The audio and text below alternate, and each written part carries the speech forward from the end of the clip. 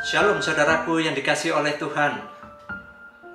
Perjalanan kita sampai hari ini tentu saja memberikan banyak catatan peristiwa yang ada di sekitar kita. Baik itu hal-hal yang menggembirakan maupun hal-hal yang membuat kita berduka atau menyedihkan. Ya, inilah sebuah realitas kehidupan yang senantiasa mengisi hari-hari kita. Kita harus menyadari bahwa kehidupan kita adalah sehari lepas sehari dan memahami bahwa hidup ini adalah anugerah dari Tuhan. Saudara, saat keadaan buruk terjadi dan menimpa di dalam kehidupan kita, sesuatu yang tidak diharapkan itu terjadi kepada kita, maka tidak bisa dipungkiri kita seringkali bertanya-tanya, mengapa ini terjadi, ya Tuhan? Saudaraku yang dikasihi oleh Tuhan, saat memang kenyataan tidak sesuai dengan apa yang kita harapkan, memang menimbulkan kebingungan dan menjadikan kita menjadi stres. Muncul pertanyaan-pertanyaan yang menjadikan pergumulan tersendiri di dalam hati kita. Inilah yang dirasakan oleh Asaf di dalam Mazmur nomor 77. Bani Asaf adalah seorang ahli musik keturunan suku Lewi dari Bani Gerson. Pada zaman Raja Daud, mereka juga dipercayakan saudara-saudara untuk menyanyi. Perjanjian lama kita bisa melihat bahwa Asaf menulis 12 Mazmur yang bisa kita lihat di dalam Mazmur nomor 50 dan juga mulai Mazmur 73 hingga yang ke-83.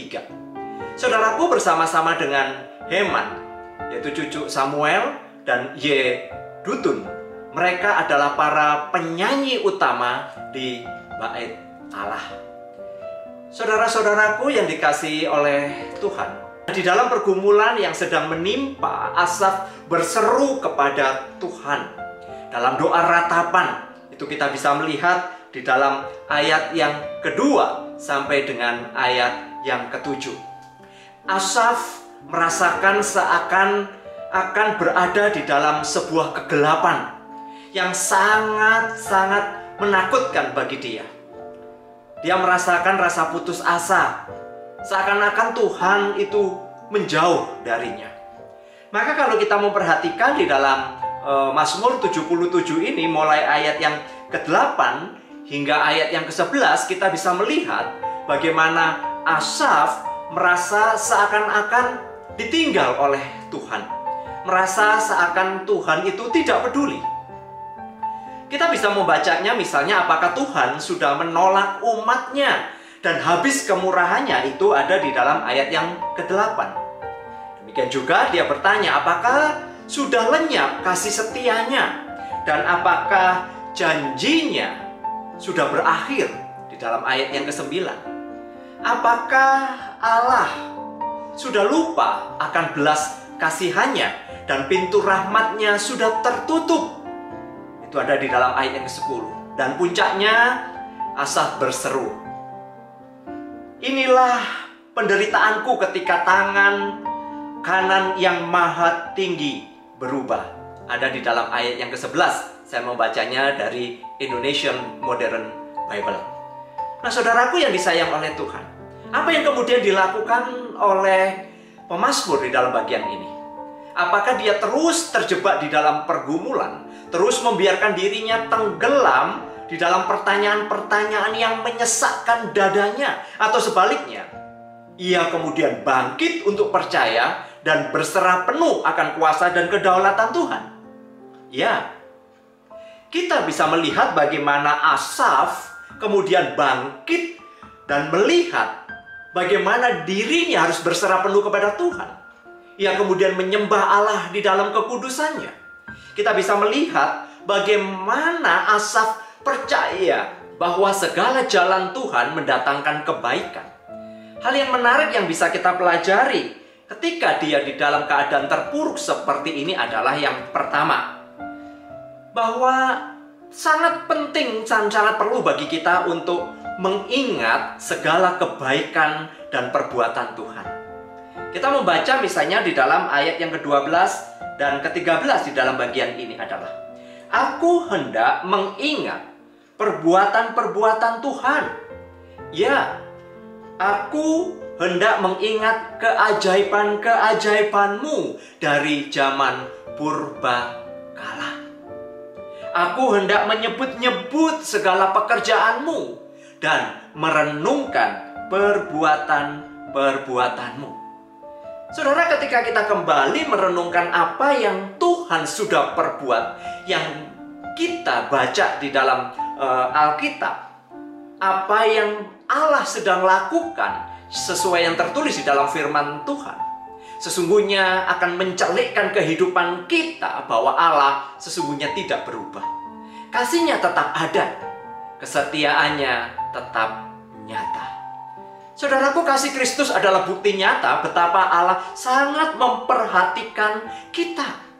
Karya Allah dalam sejarah adalah bukti nyata bahwa Ia adalah Allah yang berkuasa, Allah yang berdaulat, bahwa Ia sangat mengasihi kita, manusia yang berdosa.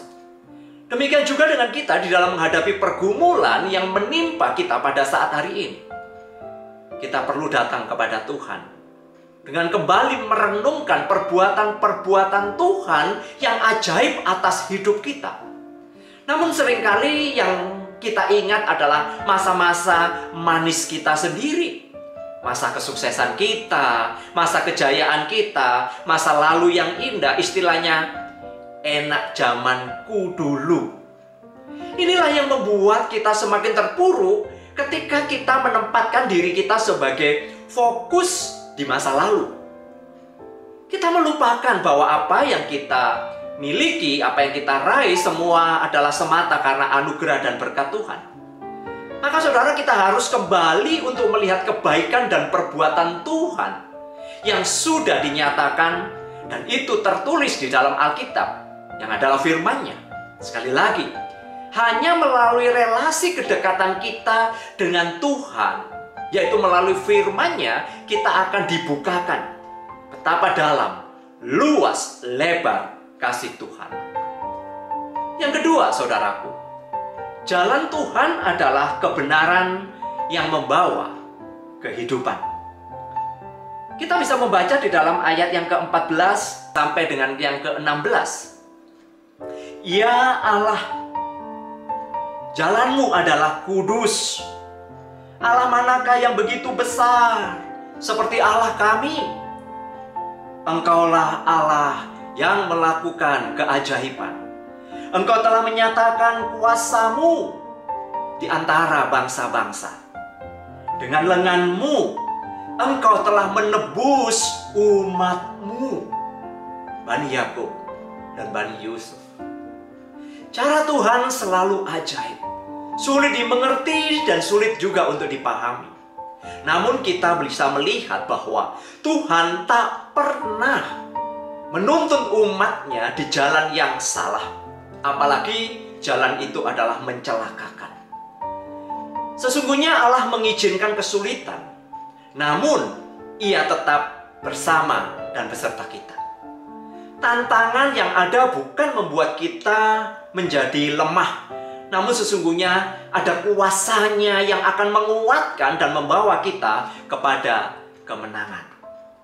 Saudaraku yang disayang oleh Tuhan, penyembahan kepada Allah akan melenyapkan kegalauan yang ada di dalam diri kita. Mengingat kebaikan-kebaikan Tuhan sesungguhnya mampu untuk menelan segala ketakutan dan keraguan yang ada di dalam benak kita. Bersama dengan Tuhan, jalan gelap yang kita alami akan berubah menjadi terang. Keputusasaan akan berganti menjadi pengharapan. Yang ketiga, saudaraku, bahwa Tuhan berkuasa atas segala ciptaannya. Hal ini kita bisa melihat dan membaca di dalam ayat berikutnya, yaitu ayat 17 hingga yang ke-21. Tuhan berkuasa untuk mengeringkan air laut, berkuasa untuk mendatangkan air, Seluruh alam semesta tunduk kepada kuasa Tuhan. Kita bisa membaca di dalam ayat ke-21. Engkau telah menuntun umatmu seperti kawanan domba dengan perantaraan Musa dan Harun. Oh, betapa mengagumkan Tuhan yang memanggil kita. Tuhan yang memilih kita. Tuhan yang sudah menyatakan dirinya kepada kita. Ya, kita melihat bagaimana kasih Tuhan dinyatakan kepada kita melalui Yesus Kristus.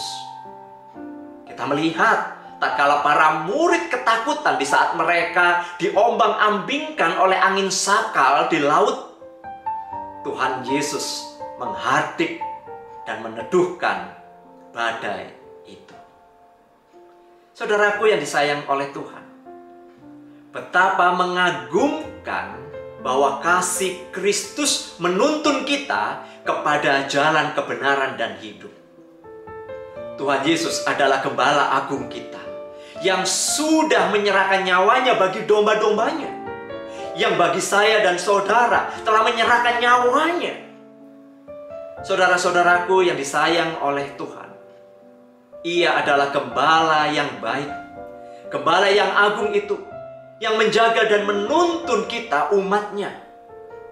Berapa banyak di antara kita yang begitu bersyukur dan bersuka cita atas kasih-Nya yang luar biasa ini. Berapa banyak di antara kita, saudara, di saat menghadapi sebuah pergumulan, kembali bisa menemukan dan merasakan kasih-Nya yang membawa kita untuk bisa bangkit kembali.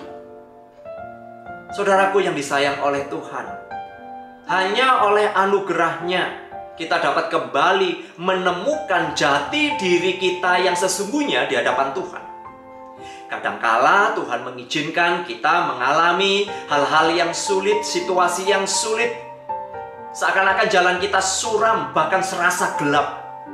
Kadangkala langkah kita terasa tertatih-tatih, begitu beratnya. Dan kita seakan berkata tak mampu untuk melanjutkan. Kadang ketakutan begitu mencengkeram hati dan pikiran kita.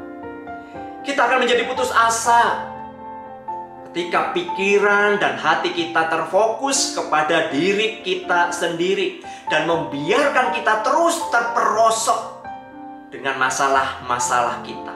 Namun hal ini akan berubah tatkala kita menempatkan Tuhan menjadi titik fokus utama kita saat kita merenungkan kasih-Nya. Saudaraku, jangan lemah untuk terus mendekat kepada Tuhan.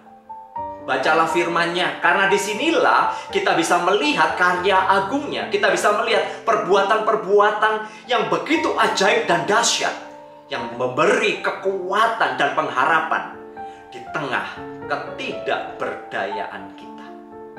Sesungguhnya Tuhan tetap menuntun langkah kita. Ia senantiasa menguatkan kita.